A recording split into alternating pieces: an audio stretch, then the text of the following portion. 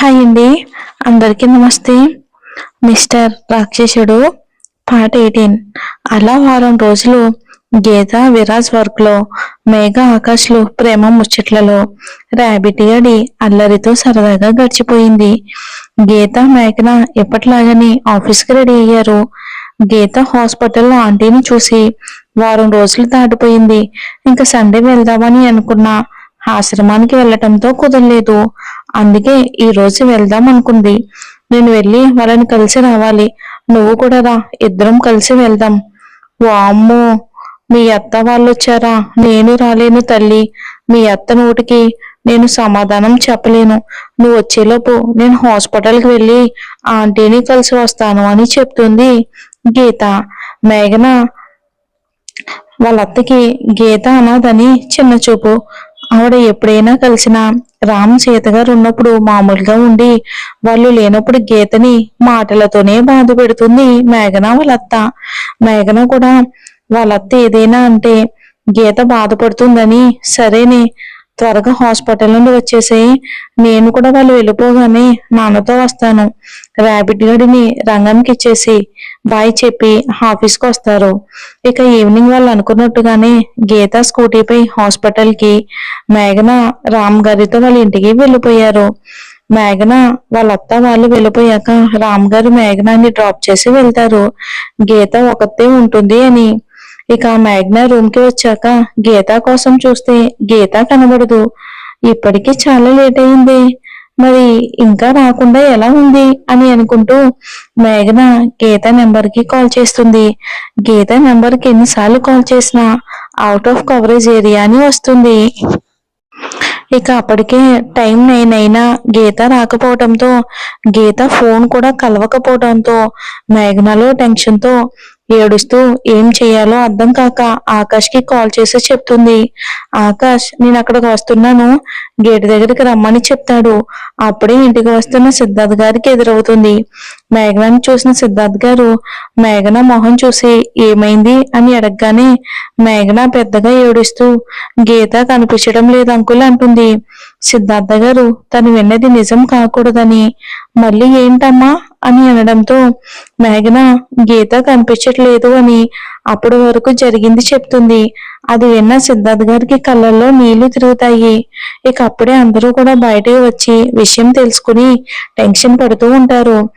ఆకాష్ అదే టైంకి రావడంతో సిద్ధార్థ్ గారిని చూసి, బాబాయ్ మీరేమీ కంగారు పడకండి, నేను ముందు హాస్పిటల్కి వెళ్ళి చూసొస్తాను అని మేఘన ద్వారా హాస్పిటల్ డీటెయిల్స్, వాళ్ళు ఎప్పుడు వెళ్లే రూట్ కనుక్కుని వెళ్ళిపోయాడు.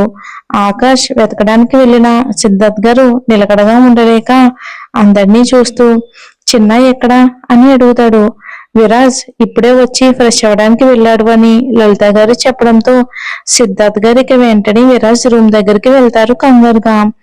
ఈ రోజు ఆఫీస్ లో లేట్ అవ్వడంతో కార్లో ఇంటికి వస్తున్న విరాజ్ కి సడన్ గా గుండెల్లో అలజడితో ఏదో తెలియని ఇబ్బందిగా అనిపిస్తుంది విరాజ్ కి. అసలే ఆఫీస్ లో వర్క్ హెవీగా ఉండడంతో విరాజ్ అదేమీ పట్టించుకోకుండా ఇంట్లో వాళ్ళని కూడా పలకరించకుండా తన రూమ్ కి వెళ్లి ఫ్రెష్ అయ్యి బాల్కనీలో నిలబడి ఉన్నాడు. తన గుండెల్లో అలజడి అంతకంతకు పెరుగుతూ ఉండడంతో విరాజ్ తన గుండెపై చేయి వేసుకుని గీత గుర్తొచ్చి హౌటర్స్ వైపు చూస్తూ నిలబడ్డాడు. అప్పుడే డోర్ కొట్టిన సౌండ్ వినిపించడంతో ఎదురుగా టెన్షన్ పడుతూ చెమటతో తడిచిపోయిన సిద్ధార్థ్ గారు కనిపిస్తారు. విరాజ్ ఆయన అలా చూసి, ఏమైంది మామా, మీరు ఎందుకు ఇలా ఉన్నారు అని అనగానే సిద్ధార్థ్ గారు కళ్ళల్లో నీళ్లతో, బంగారు కనిపించడం లేదు విరాజ్. అది విన్న విరాజ్ కి ఒక్క క్షణం కాలం ఆగిపోయింది. తను వణుకుతున్న గొంతుతో, గీత కనిపించకపోవటం ఏంటి మామ అంటాడు. అంతలో పక్కనే ఉన్న మేఘన జరిగిందంతా చెప్తుంది. విరాజ్ బాధతో ఒకసారి గట్టిగా కళ్ళు మూసి తెరిచి సిద్ధార్థ్ గారి దగ్గరికి వెళ్ళి ఆయన ముందు మోకాళ్ళ మీద కూర్చుని చాలా సీరియస్ గా, ట్రస్ట్ మీ మామ, బంగారు ఎక్కడున్నా తన మీద చిన్న గీత కూడా పడకుండా తీసుకువచ్చే బాధ్యత నాది అని వెంటనే స్పీడ్ గా టర్న్ అయ్యి ఒక చేత్తో కార్ కీస్, మరొక చేత్తో ఆకాష్ కి కాల్ చేస్తూ వెళ్ళిపోయాడు. కార్ స్టార్ట్ చేసి ఆకాష్ కాల్ లిఫ్ట్ చేయగానే ఎక్కడున్నావు ఆకాష్ అంటాడు. ఫోన్ లో చాలా సీరియస్ గా వినిపిస్తున్న విరాజ్ వాయిస్ కి ఆకాష్ ఆటోమేటిక్ గా తడబడుతూ, ఇప్పుడే హాస్పిటల్ దగ్గర చెక్ చేశాను బావా, తను అక్కడ 1 అవర్ ఉండి రిటర్న్ అయ్యిందంట. వాళ్ళు వచ్చే రూట్ లో సీసీ కెమెరాలు లేవు బావా, అందుకే తర్వాత ఏం జరిగిందో అసలు ఏమీ అర్థం కావట్లేదు అంటాడు. అది విన్న విరాజ్, నువ్వు హాస్పిటల్ దగ్గరే ఉండు అని ఫోన్ కట్ చేసి తన ఫ్రెండ్ ఏసీపీ అర్జున్ కి కాల్ చేశాడు. కాల్ లిఫ్ట్ చేయగానే, Arjun, I need your help immediately అంటాడు. ఎక్కడున్నావు విరాజ్ అని అనగానే విరాజ్ హాస్పిటల్ అడ్రస్ చెప్పి పెడతాడు. ముందుగా హాస్పిటల్ కి వెళ్ళిన విరాజ్ అక్కడ సీసీ ఫుటేజ్ చెక్ చేస్తాడు. గీత అందులో కనిపించగానే బాధగా గీత ఉన్న చోటే స్క్రీన్ ని తాగుతూ వెంటనే చేయి తీసి ఇక క్విక్ గా అబ్జర్వ్ చేస్తూ ఉన్నాడు. అంతా నార్మల్ గానే ఉంది. లాస్ట్ లో గీత స్కూటీపై బయలుదేరినప్పుడు తన ఫోన్ డ్రెస్ పాకెట్ లో వేసుకోవటం కనిపిస్తుంది. విరాజ్ కి ఏదో మిస్ అయినట్టు అనిపించి ఫుటేజ్ మళ్ళీ చూస్తాడు. గీత రాకముందే ఆ హాస్పిటల్ దగ్గర ఒక కారు ఉంటుంది. గీత బయలుదేరిన 30 మినిట్స్ తర్వాత ఆ కారు కూడా అక్కడి నుంచి వెళ్ళిపోతుంది. ఆకాష్ అది అబ్జర్వ్ చేయలేదు, ఎందుకంటే ఆ కార్ గీత కంటే ముందే అక్కడికి వచ్చింది. ఇక గీత వెళ్ళిన అరగంట తర్వాత వెళ్ళింది. ఆకాష్ కేవలం గీత ఉన్న టైమింగ్స్ ని ఏమైనా అక్కడ అనుమానంగా ఉందా అని అబ్జర్వ్ చేస్తాడు. విరాజ్ కి ఇంకా అనుమానం పెరిగిపోయి గీత రాకముందు ఉన్న ఫుటేజ్ చూస్తాడు. ఆ కారు పర్సన్ ఫేస్ కనిపిస్తుంది అని, అందులో ఆ కారు పర్సన్ క్లియర్ గా కనిపిస్తాడు. అది చూసిన విరాజ్ మొహం కోపంతో ఎర్రబడిపోయింది.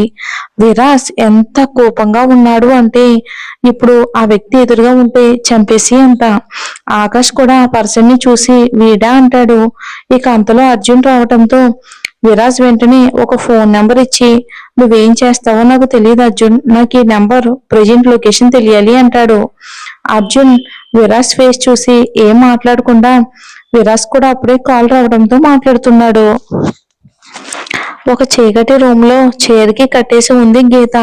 తనకి ఎక్కించిన మత్తు వల్ల అప్పుడే స్పృహలోకి వస్తుంది. భారంగా కళ్ళు తెరిచిన గీతకి మొదట తను ఎక్కడ ఉందో అర్థం కాదు. చుట్టూ చూసి తలనొప్పి విపరీతంగా అనిపిస్తున్నా అసలు ఏం జరిగిందో, తను ఇక్కడికి ఎలా వచ్చిందో గుర్తు చేసుకుంటుంది. ఆఫీస్ నుంచి హాస్పిటల్కి వచ్చిన గీత అక్కడ ఆంటీతో చాలాసేపు మాట్లాడి ఆవిడ నుదుటి మీద ముద్దు పెట్టుకుని బాయ్ చెప్పి బయటికి వస్తుంది. స్కూటీలో బయలుదేరిన గీతకి రోడ్ మధ్యలో ఎవరో పడిపోయి ఉండటంతో ఏమైందోనని కంగారుగా పిలుస్తూ దగ్గరికి వెళ్లి ఇటువైపు తిప్పగానే అతను నవ్వుతూ పైకి లేచి తనని అయోమయంగా చూస్తున్న గీతకి చేతిలో ఉన్న కర్చీఫ్ తీసి ముక్కు దగ్గర పెడతాడు. గీత కాసేపు పెనుగులాడి కొంచెం సేపటికి స్పృహ తప్పి పడిపోతుంది. గీత పడిపోగానే వాడు గీతని కారులో పడేసి తీసుకొస్తాడు. వాడు వెనకాల ఉన్న వాళ్ళు గీత స్కూటీని తీసుకొచ్చారు. తీసుకొచ్చిన 10 నిమిషాలకే స్పృహ వచ్చిన గీత తను కట్టేసి ఉండకపోవటంతో తన చుట్టూ ఉన్న వాళ్ళని చూసి తను ఆశ్రమంలో నేర్చుకున్న సెల్ఫ్ డిఫెన్స్ టెక్నిక్స్ తో వాళ్ళని కొడుతుంది. గీత ఎంతసేపటికి కంట్రోల్ అవ్వకపోవటంతో వాళ్ళలో ఒకడు గీతకు మళ్ళీ చిన్న మత్తు ఇస్తాడు. అప్పుడే స్పృహ కోల్పోయిన గీత మళ్ళీ ఇప్పుడే కళ్ళు తెరిచింది. ఎందుకు చేశారో కూడా తెలియడం లేదు. చుట్టూ చీకటిని చూసి భయంగా అనిపించి ఏడుస్తూ తన చేతికి ఉన్న కట్లను విప్పుకోవడానికి ట్రై చేస్తుంది. అంతలో డోర్ తీసిన చప్పుడు వినిపిస్తే అటువైపు చూసిన గీతకి డోర్ తీయటం వలన వచ్చే వెలుతురికి ఆ వచ్చిన వ్యక్తి కనిపించడం లేదు. గీత అరుస్తూ, ఎవరు మీరు, ఏం కావాలి మీకు, ఎవరనుకుని ఎవరిని తీసుకొచ్చారు అంటూ ఉండగానే ఆ వచ్చిన వ్యక్తి, నాకు నువ్వే కావాలి గీత అని వంకరగా నవ్వుతూ దగ్గరకు వస్తాడు. వచ్చిన వ్యక్తిని చూసి గీత షాక్ గా నువ్వా అంటుంది. నేనే బ్యూటీ, నేను నిన్ను ఏమీ చేయలేను అనుకున్నావా, లేకపోతే నన్ను చెంపదెబ్బ కొట్టిన నిన్ను అంత తొందరగా మర్చిపోతాను అనుకున్నావా? మరి చూద్దాం ప్రోమో. హాస్పిటల్ బెడ్ మీద ఉన్న గీత చేయి పట్టుకుని తన కళ్ళల్లో సముద్రమంత ప్రేమను నింపుకుని గీతని చూస్తూ, ఈ చేతిని నేను చచ్చే వరకు వదిలిపెట్టాను, మై లైఫ్ అని అంటాడు విరాజ్. గీతని కిడ్నాప్ చేసింది ఎవరై ఉంటారు? చెంపదెబ్బ అంటున్నాడు. గీత కునాల్ రాహుల్ని ఇద్దరిని కొట్టిందిగా, మరి వాళ్ళిద్దరిలో ఒకరా లేక మరొకరా? చూద్దాం.